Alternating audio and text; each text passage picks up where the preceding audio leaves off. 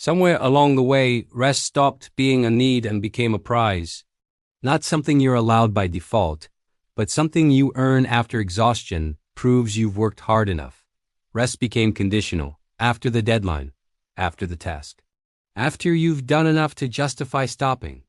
And even then, rest doesn't arrive peacefully. It comes with guilt, with mental checklists, with the quiet pressure to enjoy it quickly, because you should probably be doing something else. You sit down, but your mind stays standing.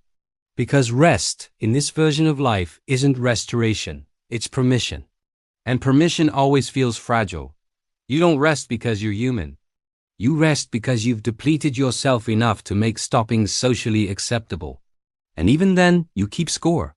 Did I work hard enough today to deserve this? Did I push myself far enough? Am I being lazy or am I allowed? So rest turns into recovery from damage instead of maintenance that prevents it. You don't rest to feel whole. You rest because you're broken. And that's the trap.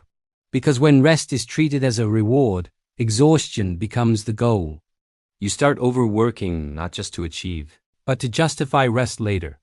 You run yourself into the ground so stopping doesn't feel like failure. You only feel allowed to rest when you're too tired to continue. But rest was never meant to be earned. It was meant to be woven in. Breathing isn't a reward. Sleeping isn't a reward. Pausing isn't a reward. They're necessities, not bonuses for good behavior. But productivity culture taught you otherwise. It taught you that rest is indulgent, that slowing down is weakness, that stopping means falling behind. So you keep going, not because you're inspired, but because stopping feels unsafe. And the hardest part, even when you finally rest, you don't feel rested. Because your nervous system has learned that stillness equals danger, that silence means you're not doing enough, that peace must be justified. So you scroll, you distract, you half rest. Never fully stopping, never fully recovering, just enough to keep going again. But real rest isn't something you reach after you've suffered enough. Real rest is something you're allowed before you break.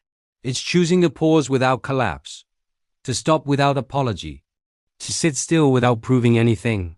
It's resting not because you're exhausted, but because you matter. And that shift is uncomfortable, because it asks you to believe that your worth isn't measured by how tired you are, that you don't need to be drained to be deserving, that rest doesn't have to be earned through burnout. And maybe the most radical thing you can do is rest before you're empty, not as a reward, not as recovery, but as care. Because rest isn't the prize at the end of effort. It's part of what makes effort sustainable.